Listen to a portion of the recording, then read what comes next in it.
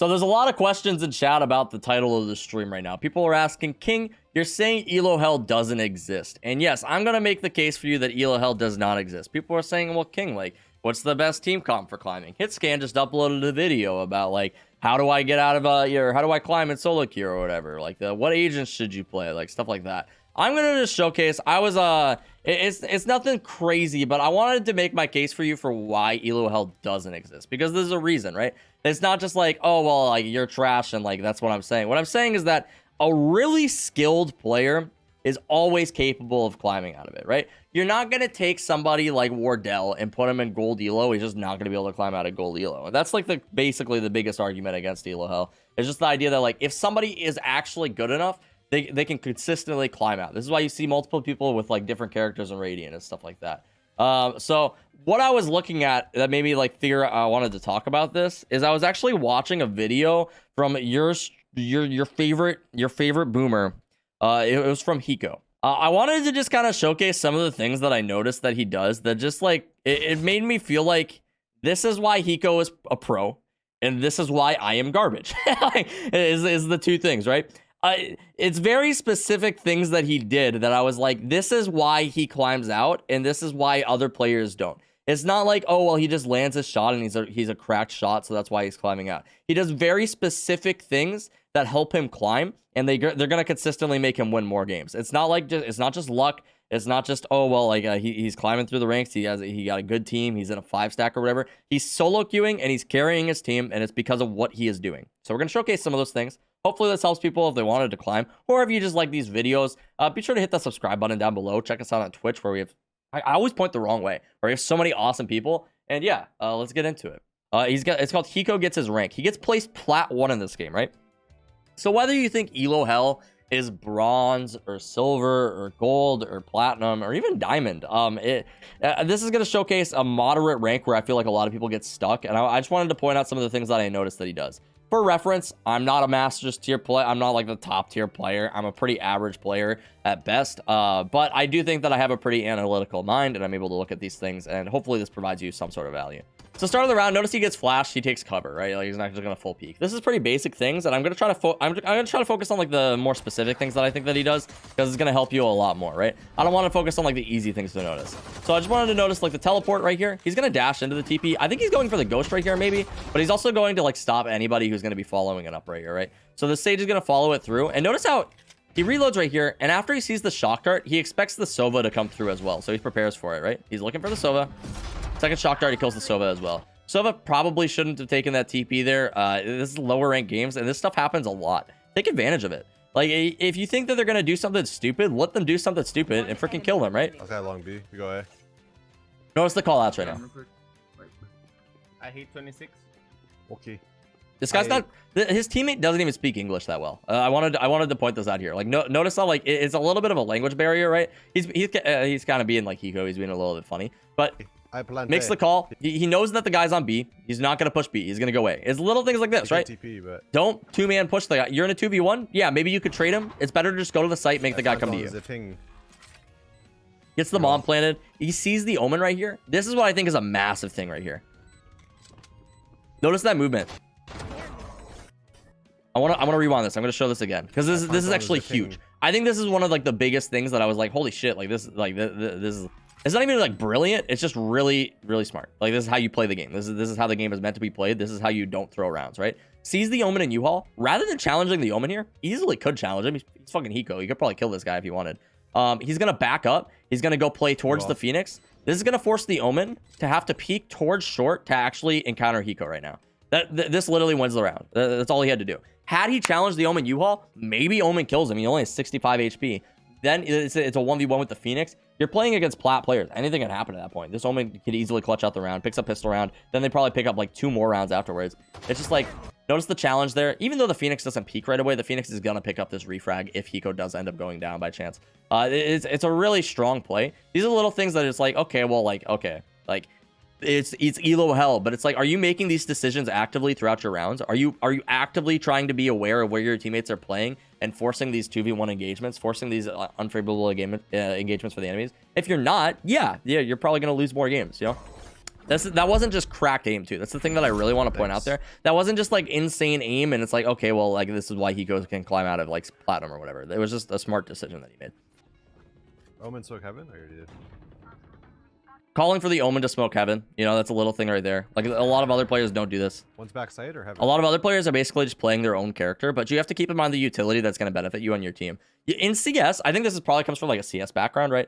Everybody has smokes, everybody has flashbangs and stuff, and like you kind of have to call for these smokes probably, I assume. I didn't play a ton of CS, but like just being able to like be aware of what your team can do. If you don't see your Omen smoking, tell your Omen to smoke. Like be like, hey Omen, can you smoke this? And he will. Don't be a dick. Don't be like, hey man, like, well, why aren't you using your smokes? What the fuck, dude? Like, can you use your smokes? Tell him where to smoke. Just, hey, can you smoke heaven? Sweet. One place to smoke heaven. As an Omen player myself, and I'm sure there's many other Omen players in chat, just asking for that shit, like people will do it. They're not gonna argue with you. Hey, can you smoke heaven? Yeah, sure. Go smoke. Like that's all it is. That's literally all it takes. Notice how he's not really challenging this Opper. Drops the smoke, and he's gonna do something good here, I think, if I remember right. Drops the smoke again, picks up the Vandal. Flanking? You have it, yeah. I think it's in a second here. No, not you. I was talking to Rainer. Ask them to cover the flank too. That's another big thing. Hey, can you watch the flank? He's being very vocal right now. He's not being like pushy or anything. He's just saying little things. Kills the Omen. Notice that smoke there. He dashes out because if she's pushing up on him, she knows exactly where he is. So that dash out behind her smoke, he's actually using her utility against her. It's gonna make it a lot harder for this Jet to deal with him if she was pushed up on him. She doesn't end up being pushed up anyway, but gonna get the kill onto her here.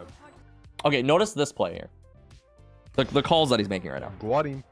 We can go long B together. Try to get one more pick, and then we TP to A because our teammate's still A. Killjoy, stay there. We're going to go for a pick. Our Reyna has a Bucky, but honestly, what could possibly go wrong, right? So what he's saying right now is that his team has a lot of territory on A, the Killjoy specifically. What they can do over here and what he wants to do is he wants to create pressure on B with the bomb. He wants the Reyna to come long, I'm pretty sure. But if they get another pick here, probably forces a rotate, especially with the pressure right here, then they can take the TP, they'll rotate back towards A. If this Killjoy has A site, this is like perfect for them, right? Then they rotate, they get the pick, it makes it a 3v3 and they have the site. And it's at very little cost, right? They're playing from behind right now, but like just like plays like this are very intelligent. He just calmed this. It's a little bit more advanced and stuff, but like realistically speaking, like this is a strong play and it's a strong call out that most players aren't going to make. We should fake this a little bit. Even though the Reyna's not even going to do what he asked him to do either. Watch this. Reyna's going to push him. We're going to TP back to A. One backside. See, he struggles with it too. He gets the same stuff. He gets the how does he come out on top, right? He gets the same stuff. The Reyna goes like inting in with the bomb. This could easily ruin the play. Yeah, we TP off this. Able to smoke her out. Try to get her out of there. Our teammates in A could be pushed hour. Nice. Killjoy's pushed up. This is the play all along. Push hour, Rainer. He's just playing off of the pressure that the Killjoy had. He's being very conscious of what his teammates are doing. Plan for He's spawn. Plan backtrack. Yeah. No, okay, fine. Once again, not really understanding what he's saying, but like it's good enough, you know. I think he maybe does. No, dash out. Omen has ult still. Full spawn. Not getting too aggressive. He held a very tight angle there, so it would have been really hard for him to get traded. It's gonna be hard for him to land the shot too, but Omen could be flanking. now you see he switched up his position too. He could have just stayed here in heaven with this operator and kept trying to like ego challenge these guys, but after they know where he is, you kind of want to switch up the position, especially with an operator. He does have knives too, but just backing up and playing with his team is going to be a lot smarter of a decision, right? You don't need to stick the same spot and keep challenging people from that same spot. Just backing up works fine, works great. Yeah. Challenges the Omen there. He's able to pick up that round. Omen. We got slowed from backside. I'm offing it. We might TP off this. I actually think we should TP. Notice how, like, once again, everything that he's doing, he's kind of calming what the plan is right now, right? He's saying, I'm opping this. We could TP off of this. We might TP off of this. Okay, this is what we're doing. And because he says everything with confidence and because he actually, like, knows that he's made, like it's the right call, everyone's, like, listening to him. It does help that he's Hiko and these people probably recognize his voice, but kind of baits the Reyna a little bit. Sometimes you have to. I don't think he wins this round, but actually, he might. Here's the TPs. Knows he has to push up on this player. Finds the kill onto the Phoenix. Dashes onto site. So after he heard 3 TPs, he knows he needs to get out of here, right? And I comment on this kind of stuff because, like, obviously, I don't expect you to win a 2v5 all of the time. This is a pretty unfavorable round, but these are the rounds that really showcase players who should not be at this rank. If you think you're trapped in Elo Hell, then you have to be able to make these clutches every now and then. Not all of the time, but, like, every now and then. Like, stuff like this does make a massive difference, and this is why Hiko is Radiant and why you are not, you know? So he dashes out towards site, gonna pick up the Phantom right here. He knows there's 3 showers. He heard the 3 TP. Nobody's short because Phoenix is playing right there. Pops the knives right now. Looks for the second kill. He's trying to find a second kill before they get out of showers. If they push out of showers and there's like 3 of them there, it's gonna make it really hard for him. So picking up a second kill right there, really helpful. The Phoenix does find one short. That's on the Sova flanking, so he knows where all the players are. Finds the kill onto the operator, knows the Omen TP'd in here. This is a little bit of a blunder, but it ends up actually working out for him. He's tagged by a dart. He could die here very easily, and he does. Nice. Luckily, the Phoenix gets the kill. He says it himself, though. Oh my god, I was trying to spam E and it didn't work. See, he's recognizing his mistakes right there, even when he gets the round win. It's not just like hey, we got the round win. I played that perfectly. Okay, sweet. That was awesome. He was recognizing, hey, I should have dashed out. I was spamming E. It wouldn't let me dash out. I don't know if he was having like a bug within the game. But recognizing that, hey, he made a mistake here. That's fine, you know? They did get the clutch. It works out. That's just so easy. There, when you tap make sure when you plant Reyna, you tap, because he's going to ult you. See, these callouts, dude? Like, a lot of people, like... Also, a lot of people... Here's the thing with Elo Hell. I'm going to give it to you straight. Most people who are complaining about Elo Hell shut the fuck up when they play the game. They don't say a single word. They miss their shots every now and then, or maybe they're even fragging out. Maybe they drop like 15 kills. But they didn't say a single word all game, so it doesn't even matter because like their comms were just like 0, dude. If you want to get out of Elo Hell, you have to communicate. You have to lead in some sort of way like this, right? And this is exactly what he's doing. He said tap the bomb because Sova's going to ulti. Watch what's going to happen. Type 1 in chat if you think Sova's going to ult. Ulting from B. Yeah, he ultis. She drops the Killjoy ulti too. I don't know why exactly, but in a 2v in a 4v2, but could be heaven on the right. Again, these little callouts. If Omen's here, he could easily be there, right? He is not. He's not, but he could have been. Stay here, Omen. And making that call out for the Omen, so the Omen doesn't just get murked from that corner, right? Here, moving. Yeah. I'm not sure Bappo's joking in chat right now, by the way. So Bappo says you have to communicate to rank up. I know Bappo doesn't like ever talk in game. He mostly, but what I do want to say is that Bappo uses the communication wheel, and that's actually just as good. It's not as I'll take that back. It's not just as good, but it's still incredibly effective. Just being able to ping when like okay, well like they're pushing A, because a lot of times in the lower ranks they just like full push everything. Just being able to ping that is incredibly beneficial. If you're not gonna say anything, use your pings. Just ping. Yes. No. Like here. Like figure out your communication wheel. Learn how to use it. And it can be incredibly beneficial. It actually can. So I don't know. I don't know if Bappo is trolling. I don't think that he is. But I think that Bappo doesn't really say a lot in comms, but his comms are still beneficial. It's like weird. He just uses the wheel or the communication wheel very effectively. Nope. Not only that, but Bappo, he's good at reading other people. This is something that I've commented when I play with him.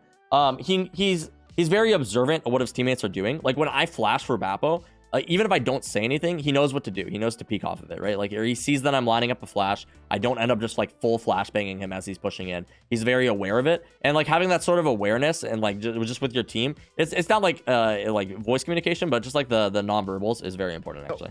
No, not like that. I know that I just basically showcased like a video from Hiko. I watched this earlier today, and I was like, I was watching it. And it just made me realize how far I have to come as like just like a IGL or like a leader in these lower ranks if I genuinely do want to climb, right? I'm not a Radiant level player. I'm not. I'm maybe can hit Diamond again. I'm plat 1 right now, you know. I'm not like a star player or anything. But it's just like the recognition that Hiko doesn't struggle in plat elo. He doesn't, and it's because he's good at the game. He understands it. He knows how to IGL. He knows what's going on in the game. He's able to make these comms to these players, and even when you put him with 4 random players, he's able to get out of it, right? A lot of these people in Elo Hell, I guess, they feel like it's impossible to climb out or that they're not capable of it. The biggest like proof for me is just the logic that if you take a player like Hiko or like Wardell or like Tens and you put them into Platinum Elo, they're not going to stay in Plat Elo. Now, you might argue that, like, okay, well, maybe that means that you have to be, like, marginally above your rank, and maybe that's possible, right? Maybe you're not actually a plat player. Maybe you could compete in a diamond level. But in realistically speaking, if you can't carry and consistently perform, like, exceptionally well in a plat elo and climb to that diamond level, you probably don't deserve it. You know, like, maybe it's a fluke that you hit it once. If you have multiple accounts in, like, diamond and you're able to, like, consistently climb through, that's, like, a different story. But for the most part, yeah, a lot of people, they just kind of, like, they say, oh, well, it's Elo Hell and it's, like, holding me back or whatever. And I just don't believe that's true. I hope that I showcase some things to like some players in chat who like feel like, oh man, like that was actually pretty good. And hopefully that can be beneficial for people in the future. If you're watching this on YouTube, subscribe to the channel. Check us out on Twitch where we have so many awesome people. And if you wanted to support the channel in that way, we do have a Patreon where we do some fun things on like Sundays and stuff on stream. And we have like a Patreon chat on the Discord too. Feel free to check that out as well. Other than that, I freaking love you guys. See you in the next video.